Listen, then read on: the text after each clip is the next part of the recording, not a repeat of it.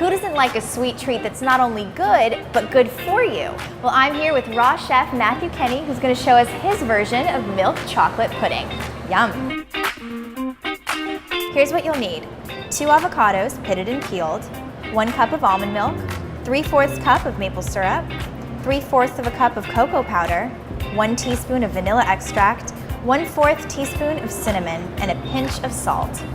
Matthew, when I look at these ingredients, I do not think chocolate pudding. You will in a moment. Okay.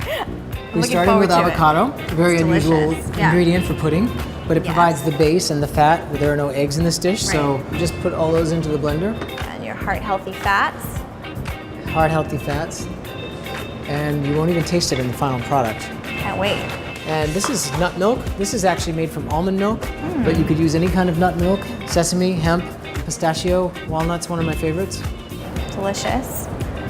Perfect. And our next ingredient is our cacao powder. And it's the ground up, dried and fermented cacao bean, so it's never been roasted.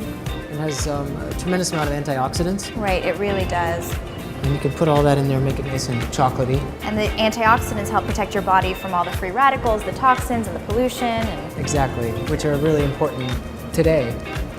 This is maple syrup. This dish can be sweetened with maple syrup, agave nectar, honey. I like maple because it gives it a malty flavor for this particular dish. Right. And maple syrup has a lot of minerals too. It's wonderful. It's the one non-raw dish, but it's so pure that we do utilize a couple of non-raw ingredients. And then one of my favorite things, vanilla. This is vanilla extract.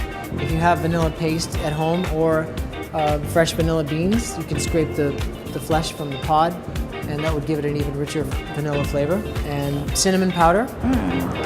Gives it a little bit of a Mexican chocolate type flavor. Love that. And we use in all of our desserts a pinch of sea salt, which brings out the flavor and enhances the overall balance of the dish. You can really notice when you don't use a pinch of salt in a dessert. Now put your top on the Blendtec, and you can blend.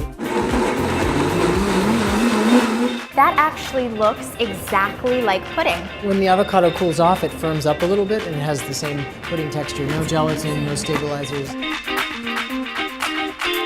And then we take a few of the nibs, which are just the crushed cacao beans that haven't fully been ground to a puree. That gives it a nice little crunchy texture on the top.